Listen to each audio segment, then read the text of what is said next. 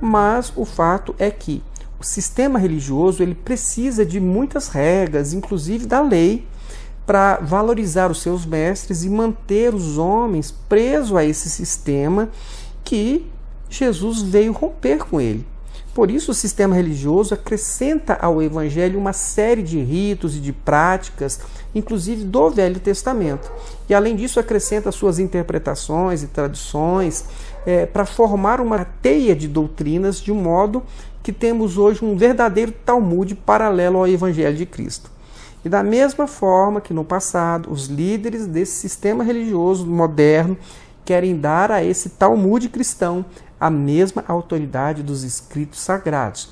E por isso eles dizem que essas regras, esses rituais e interpretações foram recebidas por revelação do Espírito Santo. É incrível, não é mesmo? E depois de criar esse sistema complexo de doutrinas, então eles se apresentam como os mestres capazes de nos orientar no cumprimento desse sistema doutrinário divino. Se no passado estes mestres eram os fariseus, os saduceus, os escribas, hoje estes mestres são quem são? São os pastores, são os bispos, são os apóstolos. E a impressão que eles nos causam é que sem eles jamais nós iremos compreender a vontade de Deus. Eles se tornam, portanto, mensageiros, esclarecedores do Evangelho. De um evangelho complexo, que eles criaram uma complexidade que precisa deles, então, para explicar. E por isso eles trazem, então, os seus conjuntos de interpretações, que são as suas revelações além da letra. Em outras palavras, eles criam a dificuldade para depois vender para você a facilidade. É interessante, não é mesmo? As testemunhas de Jeová estão sujeitas a homens, estão sujeitas ao corpo governante das testemunhas de Jeová. E são como que escravos, porque são as testemunhas de Jeová que fazem a organização Torre de Vigia crescer, se expandir. O corpo governante tem se colocado no lugar de Deus. O corpo governante se diz, é orientado por Espírito Santo, as suas orientações, as suas regras, os ensinos que vêm da organização Torre de Vigia não podem ser contestados. Okay? Se você contestar o ensino do corpo governante, você pode ser acusado de ser um rebelde.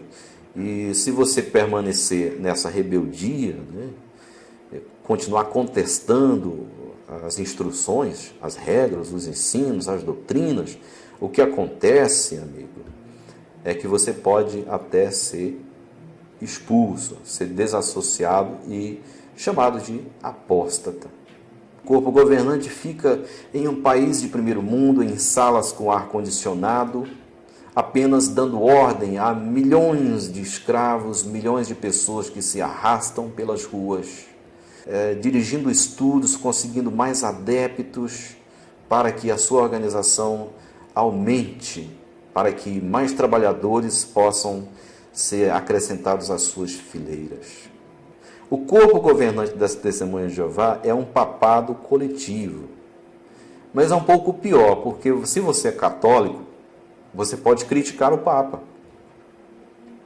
E você não vai ser expulso da igreja, você não vai ser ostracizado por isso. Tá? E um Papa, se ele fizer alguma coisa errada, ele pode ser deposto imediatamente. Os cardeais tiram ele, elegem outro Papa. Mas o corpo governante, não. É o corpo governante quem escolhe quem será o próximo membro. Morreu um, precisa acrescentar outro, eles escolhem quem eles quiserem. Eles chamam isso de teocracia, mas teocracia significa governo de Deus. O corpo governante tem se colocado no lugar de Deus. O corpo governante se diz, é orientado por Espírito Santo, as suas orientações, as suas regras, os ensinos que vêm da organização Torre de Vigia não podem ser contestados. Um corpo governante, um papado coletivo, que se autodenomina a boca de Deus na terra e os únicos representantes da terra. Como uma testemunha de Jeová chega a este ponto? Através de uma profunda lavagem cerebral, que acaba induzindo a pessoa a tornar-se um escravo de homem, a depender da sujeição a regras impostas por uma classe governante, uma classe clerical. E agora que nós já sabemos disso, vamos ver O que é obedecer a Deus para a Igreja Maranata?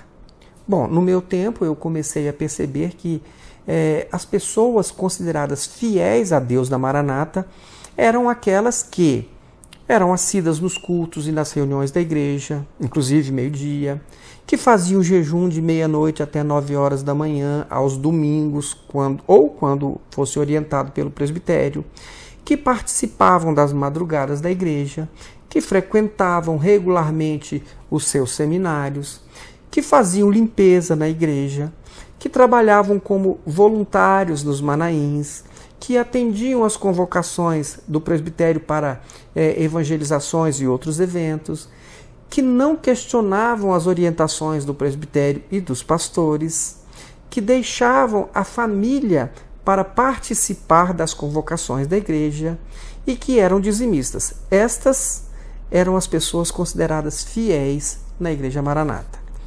Então, uma testemunha de Jeová está sujeita a homens. Os anciãos irão dominar muitos dos aspectos de sua vida. Você terá de prestar conta, satisfação das suas atividades para os anciãos, para lembrar o fiel de que ele precisa ir mais vezes para as reuniões, que ele precisa fazer mais horas, que ele precisa mudar o corte de cabelo, que ele precisa vestir roupas mais decentes, que ele precisa deixar de se associar com pessoas que não fazem parte da organização.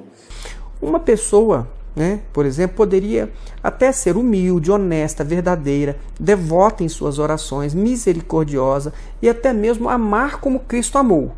Mas se ela não cumprisse as orientações da igreja, como participar de cultos, de madrugadas, de limpezas, jejum de 0 às 9 e etc., essa pessoa não seria considerada alguém fiel, ela seria considerada como alguém que não entendeu a obra do Espírito Santo, ou seja, uma pessoa que não obedece a Deus. Vejam só que coisa estranha.